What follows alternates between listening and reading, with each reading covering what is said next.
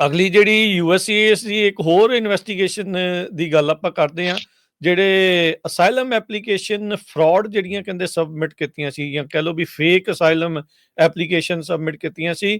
ਜਿਹੜੀ ਬਰੋਵਰਡ ਦੀ ਇੱਕ ਬੀਬੀ ਆ, ਉਹਨੂੰ ਜਿਹੜਾ ਇਸ ਦੇ ਵਿੱਚ ਹੁਣ ਚਾਰਜ ਕਰ ਲਿਆ ਇਨਵੈਸਟੀਗੇਸ਼ਨ 'ਚ। ਜੀ ਬਿਲਕੁਲ। ਸੋ ਸਭ ਤੋਂ ਪਹਿਲੀ ਗੱਲ ਇਹ ਹੁੰਦੀ ਹੈ ਕਿ ਚਾਰਜ ਦਾ ਮਤਲਬ ਇਹ ਨਹੀਂ ਹੈ ਕਿ ਬੰਦਾ ਗਿਲਟੀ ਹੈਗਾ, ਠੀਕ ਹੈ। ਇੱਕ ਡਿਸਕਲੇਮਰ ਤੁਹਾਨੂੰ ਦੇ ਰਹੇ ਹਾਂ, ਕਿਉਂਕਿ ਬੰਦੇ ਨੂੰ ਇੱਕ ਕੋਰਟ ਦੇ ਵਿੱਚ ਜਾਣ ਦਾ ਹੱਕ, ਆਪਣੇ ਆਪ ਨੂੰ ਡਿਫੈਂਡ ਕਰਨ ਦਾ ਹੱਕ ਹੈ।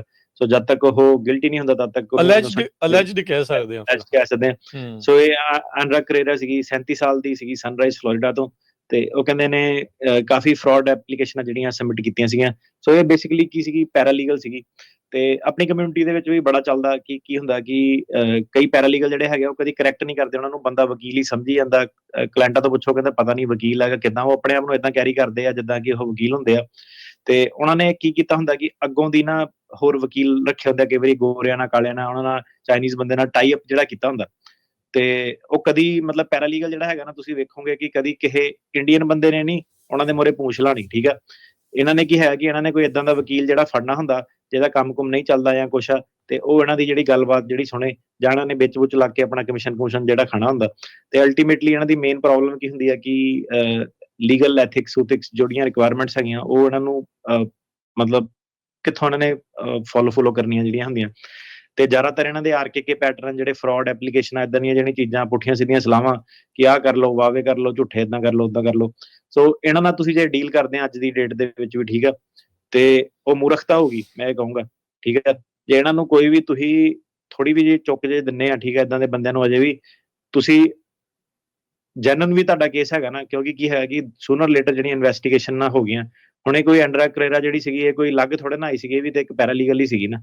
ਇਹਦਾ ਮਤਲਬ ਇਹ ਥੋੜਾ ਨਾ ਹੈਗਾ ਕਿ ਪੰਜਾਬੀ ਬੰਦਾ ਹੁਣ ਫੜਿਆ ਨਹੀਂ ਜਾ ਸਕਦਾ। ਪਹਿਲਾਂ ਵੀ ਕਈ ਵਾਰੀ ਤੁਸੀਂ ਦੇਖ ਲਓ ਕਿ 1980s ਤੋਂ 90s ਤੋਂ ਕਈ ਬੰਦੇ ਇਹਨਾਂ ਨੇ ਜਿਹੜੇ ਫੜੇ ਆ, ਜ਼ਿਆਦਾਤਰ ਜਿਹੜੇ ਪੈਰਾਲੀਗਲ ਜਿਹੜਾ ਉਹ ਬਸਟ ਹੁੰਦਾ। ਉਹਦੇ ਨਾਲ ਕੀ ਹੁੰਦਾ ਕਿ ਜਿਹਨਾਂ ਨੇ ਵੀ ਉਹ ਪੈਰਾਲੀਗਲਾਂ ਦੀ ਹੈਲਪ ਲਈ ਹੁੰਦੀ ਆ ਕਿਸੇ ਵੀ ਡਾਕੂਮੈਂਟੇਸ਼ਨ ਦੇ ਵਿੱਚ, ਉਹ ਸਾਰਾ ਹੀ ਜਿਹੜਾ ਬਸਟ ਹੋ ਜਾਂਦਾ ਵਾ। ਤੇ ਅਲਟੀਮੇਟਲੀ ਪੁਰਾਣੇ ਜਿਹੜੇ ਕੇਸ ਆ ਉਹ ਵੀ ਸਾਰੇ ਜਿਹੜੇ ਖੋਲ ਦਿੰਦੇ ਆ। ਸੋ ਪਹਿਲਾਂ ਤਾਂ ਹੁਣ ਜਿਹੜਾ ਉਹ ਟਾਈਮ ਆ ਗਿਆ ਨਾ, ਇਹਨਾਂ ਨੂੰ ਕੱਢੋ ਕਮਿਊਨਿਟੀ ਵਾਲਿਓ, ਪਲੀਜ਼ ਇਹਨਾਂ ਨੂੰ ਜਿਹੜਾ ਕੱਢੋ ਇਹਦੇ ਵਿੱਚੋਂ ਦੀ ਪ੍ਰੈਕਟਿਸ ਚੋਂ ਬਾਹਰ, ਠੀਕ ਆ। ਇਹਨਾਂ ਨੂੰ ਕਹੋ ਕਿ ਜਾ ਕੇ ਪਹਿਲਾਂ ਲਾਇਸੈਂਸ ਲੈ ਕੇ ਆਓ, ਫਿਰ ਗੱਲ ਕਰੋ। ਤੇ ਤਦ ਤੱਕ ਮਤਲਬ ਜਿਹੜਾ ਕੋਰਟ 'ਚ ਨਹੀਂ ਬੰਦਾ ਜਾ ਸਕਦਾ, ਬਾਹਰੋਂ ਤਾਂ ਉਹਨੇ ਕੀ ਉਹ ਗਲਤ ਮਲ ਤੁਹਾਨੂੰ ਦੱਸੀ ਜਾਣਾ। ਐਂਡ ਆਫ ਦਾ ਡੇ ਤੁਸੀਂ ਫਸਣਾ। ਜਿਹੜਾ ਨਵਾਂ ਵਾਲਾ ਜਿਹੜਾ ਵਕੀਲ ਇਹਨਾਂ ਨੇ ਭੇਜਣਾ ਵਾ, ਠੀਕ ਆ, ਉਹ ਤਾਂ ਪੰਜਾਬੀ ਬੰਦਾ ਹੁੰਦਾ ਨਹੀਂ, ਨਾ ਤੁਹਾਡੀ ਲੈਂਗੁਏਜ ਬੋਲਦਾ ਵਾ, ਤੇ ਉਹਨੇ ਇਗਨੋਰੈਂਸ ਕਰ ਦੇਣੀ ਕਿ ਮੈਨੂੰ ਨਹੀਂ ਪਤਾ, ਇਹ ਤਾਂ ਪੈਰਾਲੀਗਲ ਨੇ ਕੀਤਾ। ਪੈਰਾਲੀਗਲ ਦਾ ਬਾਅਦ 'ਚ ਕਿਤੇ ਕਈ ਵਾਰੀ ਨਾਮੋ ਨਿਸ਼ਾਨ ਨਹੀਂ ਹੁੰਦਾ ਪੇਪਰ ਵਰਕ ਦੇ ਵਿੱਚ, ਠੀਕ ਆ। ਤੇ ਕਈ ਵਾਰੀ ਤਾਂ ਏਦਾਂ ਵੀ ਸੁਣਿਆ ਕਿ ਆਨਲਾਈਨ ਬੰਦੇ ਆ ਕੇ ਦੱਸਦੇ ਆ ਕਿ ਉਹਨਾਂ ਨੇ ਕੋਈ ਅਸਾਈਲਮ ਐਪਲੀਕੇਸ਼ਨ ਫਾਈਲ ਕੀਤੀ ਸੀ, ਤੇ ਬੰਦੇ ਦਾ ਪਤਾ ਹੀ ਨਹੀਂ ਕਿ ਰਹਿੰਦਾ ਕਿੱਥੇ ਆ, ਕੀ ਆ। ਜਿੱਦਾਂ ਪੈਰਾਲੀਗਲ ਅੱਗੋਂ ਦੇਖ ਕੇ ਜਿੱਦਾਂ ਨਵੇਂ ਬੰਦੇ ਆਉਂਦੇ ਆ, ਸੋ ਤੁਸੀਂ ਉਹ ਸਕੈਮਾਂ ਦੇ ਵਿੱਚ ਨਾ ਜਿਹੜਾ ਫਸਿਆ ਕਰੋ, ਠੀਕ ਆ। ਤੇ ਜਿੱਦਾਂ ਤੁਹਾਨੂੰ ਇੱਥੇ ਟਰੱਕ ਚਲਾਉਣ ਲਈ ਲਾਇਸੈਂਸ ਚਾਹੀਦਾ ਨਾ, ਸੇਮ ਥਿੰਗ ਆ ਕਿ ਜਿਹੜਾ ਬੰਦਾ ਨਹੀਂ ਲਾਇਸੈਂਸ ਲੈ ਸਕਦਾ, ਤੁਹਾਨੂੰ ਪਤਾ ਕਿ ਉਹ ਕੰਪੀਟੈਂਟ ਨਹੀਂ ਹੈਗਾ। ਤੇ ਹੁਣ ਜਿਹੜਾ ਇਹਦੇ ਬਾਰੇ ਕਈ ਵਾਰੀ ਆਪਾਂ ਗੱਲ ਕਰ ਚੁੱਕੇ ਹਾਂ, ਪਰ ਅੱਜ ਤੁਹਾਨੂੰ ਖਬਰਾਂ ਹੀ ਦੱਸਾਂਗੇ ਜੀ। ਸੋ ਜਿਹੜੀ ਐਂਡਰਾ ਕਰੇਰਾ ਜਿਹੜੀ ਸੀਗੀ, ਇਹਨੂੰ ਫੜ ਲਿਆ ਉਹਨਾਂ ਨੇ। ਇਹਨੇ ਕੀ ਕੀਤਾ ਕਿ ਅਸਾਈਲਮ ਐਪਲੀਕੇਸ਼ਨ ਦੇ ਵਿੱਚ ਮਲਟੀਪਲ ਸਟੇਟਮੈਂਟਸ ਜਿਹੜੀਆਂ ਸੀਗੀਆਂ ਪੋਲੀਟੀਕਲ ਪਰਸੀਕਿਊਸ਼ਨ ਦੀਆਂ, ਝੂਠ ਬਣਾ ਕੇ ਆਪ ਹੀ ਲਿਖੀਆਂ ਹੋਈਆਂ ਸੀਗੀਆਂ। ਤੇ ਕਲਾਇੰਟ ਇਹਦਾ ਐਕਚੁਅਲੀ ਇੱਕ ਸੀਗਾ, ਉਹ ਕਹਿੰਦਾ, ਉਹਨੇ ਕਿਹਾ ਸੀਗਾ ਕਿ ਹੁਣ ਜ਼ਿਆਦਾਤਰ ਕੀ ਹੈ ਕਿ ਇਹ ਪਤਾ ਨਹੀਂ ਕਿੱਦਾਂ ਇਨਵੈਸਟੀਗੇਸ਼ਨ ਹੋਈ, ਬੜੇ ਆਪਣੇ ਜਸੂਸ ਛੱਡਦੇ ਹੁੰਦੇ ਆ ਤਕਰੀਬਨ, ਇਹਨਾਂ ਕੋਲ ਪਹਿਲਾਂ ਹੀ ਇਨਫੋਰਮੇਸ਼ਨ ਵਗੈਰਾ ਜਿਹੜੀ ਸਾਰੀ ਹੁੰਦੀ ਆ।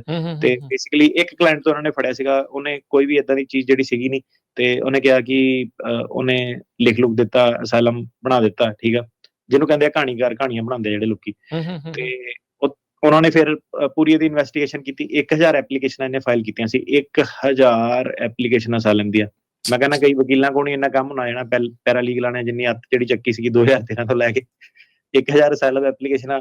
ਤੇ ਤਕਰੀਬਨ ਉਹ ਕਹਿੰਦੇ ਕਿ ਸਾਰੀਆਂ ਜਦੋਂ ਬੈਕ ਗਏ ਤੇ ਨਕਲੀ ਕਲੇਮ ਜਿਹੜੇ ਸੀਗੇ, ਜੇ ਇਹ ਗਿਲਟੀ ਹੁੰਦੀ ਆ ਤੇ 10 ਸਾਲ ਇਹਨੂੰ ਜੇਲ੍ਹ ਦੇ ਵਿੱਚ ਸਜ਼ਾ ਹੋਊਗੀ, $2.5 ਲੱਖ ਜਿਹੜਾ ਜੁਰਮਾਨਾ ਹੋਊਗਾ। ਇਹ ਜਿਹੜੀ ਇਨਵੈਸਟੀਗੇਸ਼ਨ ਸੀਗੀ HSI ਵੈਸਟ ਪਾਮ ਬੀਚ ਤੇ USCIS ਦੀ ਜਿਹੜੀ ਫਰਾਡ ਡਿਟੈਕਸ਼ਨ ਟੀਮ ਸੀਗੀ, ਤੇ ਨੈਸ਼ਨਲ ਸਿਕਿਉਰਿਟੀ ਡਾਇਰੈਕਟੋਰੇਟ ਦਾ ਜਿਹੜਾ ਮਿਆਮੀ ਦਾ ਅਸਾਈਲਮ ਦਾ ਆਫਿਸ ਸੀ, ਉਹਨਾਂ ਨੇ ਇਨਵੈਸਟੀਗੇਟ ਕੀਤਾ। ਤੇ ਇਹਨੂੰ ਹੁਣ ਜਿਹੜਾ ਸਭ ਤੋਂ ਪਹਿਲੀ ਜਿਹੜੀ ਮਤਲਬ ਹਾਈਲਾਈਟ ਖਬਰ ਹੋਈ ਸੀਗੀ ਪੈਰਾਲੀਗਲ ਫਰਾਡ ਦੀ, ਉਹ ਇਹ ਸੀਗੀ ਜੀ। ਆਪਣੇ ਨਾ ਸਾਰੇ ਦੋਸਤਾਂ ਮਿੱਤਰਾਂ ਨੂੰ ਜਿਨ੍ਹਾਂ ਦੇ ਅਸਾਈਲਮ ਦੇ ਕੇਸ ਪਾਸ ਹੋਏ ਆ, ਜਿਨ੍ਹਾਂ ਨੇ ਗ੍ਰੀਨ ਕਾਰਡ ਅਪਲਾਈ ਕੀਤਾ ਸੀ, ਉਹ ਇੱਕ ਇੰਪੋਰਟੈਂਟ ਖਬਰ ਆ, ਉਹ ਅਗਲੇ ਕੁਝ ਮਿੰਟਾਂ ਦੇ ਵਿੱਚ ਅਸੀਂ ਕਰਨੀ ਆ।